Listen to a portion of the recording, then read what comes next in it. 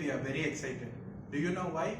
We are going to give you the first testing video which we are doing today. Yes guys, this is about the combustor. So this is our testing setup, but before speaking about this testing setup, you will have questions like, what is combustion? What is the combustor doing in a jet engine? So in order to give answers for this question, first let's start with what a combustion is. This guys will be explained to you by my friend Naveen. Hi, today I am going to speak about combustion. So what is combustion? Fuel plus oxidizer gives combustion. So combustion is an exothermic redox reaction. So what is exothermic redox reaction? So it is a exothermic redox reaction is a energy released in the form of heat along with its products is known as exothermic redox reaction. Also, we need to understand for every 1 gram of fuel minimum requires 14.7 gram of oxidizer. So it depends on fuel ratios, all the things. Combustion happening in the combustor will be explained by Dwarkesh. Hello everyone. Today we are going to look into how the combustor functions in a jet engine. I believe my friend Naveen would have explained to you about what a combustion process is. So now let's look into the combustor. What do you mean by combustor?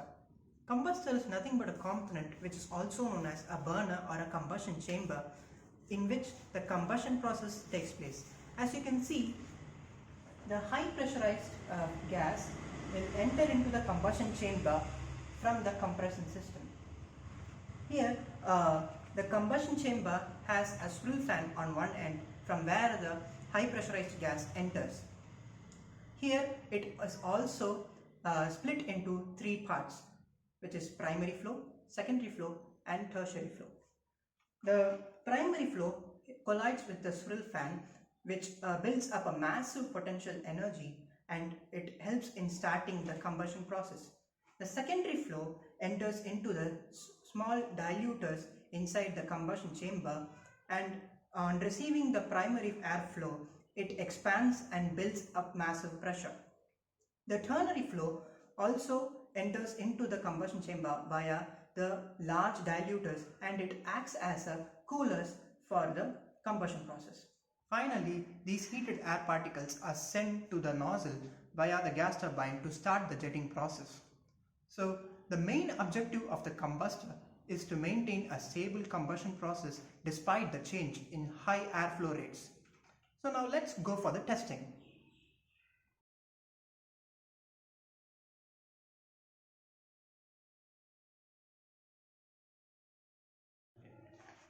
Hi, this is our setup. We placed our combustion chamber on this wood. It's going to act as a support for this. Yeah, we know what's a combustion. We need fuel, which is where the energy is present. We have to do something on the fuel to extract the energy from out. So we are using atoms, which is called oxidizer, which is strong enough to pull the electron from a fuel. But in order to do that, we need some kind of activation energy. It can be a temperature, a very high pressure, or anything else. So in our case, in actual jet engines, engineers are using air as an oxidizer. So they are using a very powerful compressor to compress the air and send it to a combustor. In our case, we are using this blower. It's actually a blower, but it has a centrifugal compressor in it, exactly inside it. But unfortunately, this compressor produces a very high velocity of stream of air. So we could not directly let that in, because if it did, the flame could not exist. So we have to do something. So in our case, we are introducing a shape which is called a duct, which can be called a diffuser. It actually, what is happening, when air is passing through this, the area of the diffuser will start to increase. So what will happen? The pressure will start to increase, as well as velocity going to drop, which is our target. And furthermore, of reduction of pressure velocity, we have introduced a swirl vane, which is sitting right here, exactly inside this.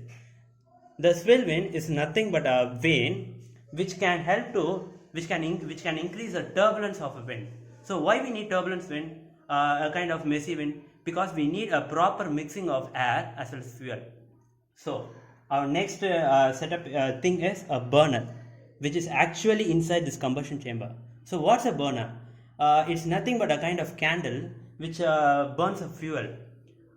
I have told about air, then I have to told about fuel, right? So this burner has a fuel plug right here. You can see a hole which has a metal in it. It directly connects a fuel to a burner. So now or right now our burner has a oxidizer support as well as fuel support. So for proper combustion we need a temperature or a pressure or any kind of activation energy. In real jet engines they are using a spark ignition system which uses an electrical discharge to break down the fuel to make it unstable to release the energy. So in our case, in our demonstration, we are going to use a solid fuel ignition system. Especially it's a candle. It's nothing but a candle. So we can go for a further move. This compressor compresses air and produces a very high velocity of air. So then we have introduced a diffuser which increases our pressure and dropping the velocity, which is our necessity. And we have used a swale vane which increases the turbulence, which is suitable for proper mixing of air and fuel. Burner is sitting inside it, which actually just burning the fuel. So up to now, this passing of air is called a primary air, which is actually preferred for burning. A primary air is just nothing but suitable for burning. Then a swale vane along its surface it has some pores which is for secondary as well as tertiary air. The secondary air is just nothing. It actually takes a heat from a primary air's combustion, so that the secondary air start to expand. But in actual jet engine's case, when it start to expand, it need more space. But unfortunately, that's our target, we have a specific finite shape of chamber, which means it could not expand, so it starts to pressurize itself.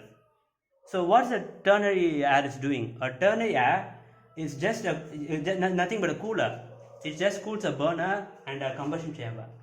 So in our case, you can see two electrodes with nothing but a spark plug mechanism.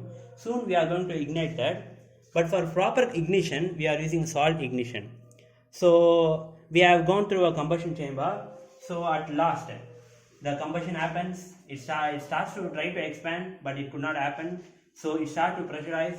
So for that reason, we have a small a nozzle kind of a duct over here, which tries to increase the velocity, which directly focus on the gas turbine. So this is our combustion chamber. So let's see our demonstration. Come on, let's see how this combustion occurs when we on the compressor.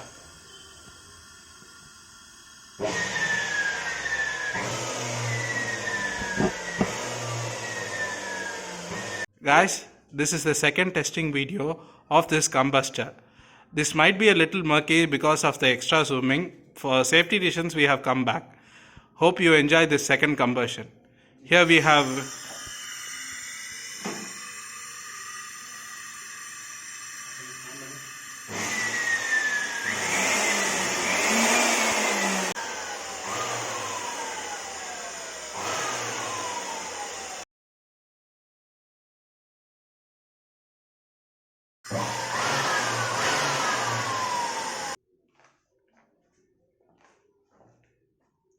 So guys, I hope you enjoyed our video about this combustor testing. We would like to do more further testing on this combustor, and also we are looking forward to work this jet engine. Now guys, working of this jet engine is like, for example, if you take a car, there is a mode called as the ignition mode. So in this ignition mode, the car just runs, it never moves forward, right?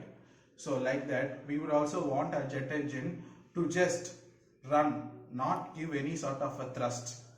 So that is our aim guys with this jet engine for now. In our future videos, we will be showing you about how this combustor is going to be merged with the jet engine. Thank you for watching this video guys, and please do subscribe our channel if you like the content. Thank you.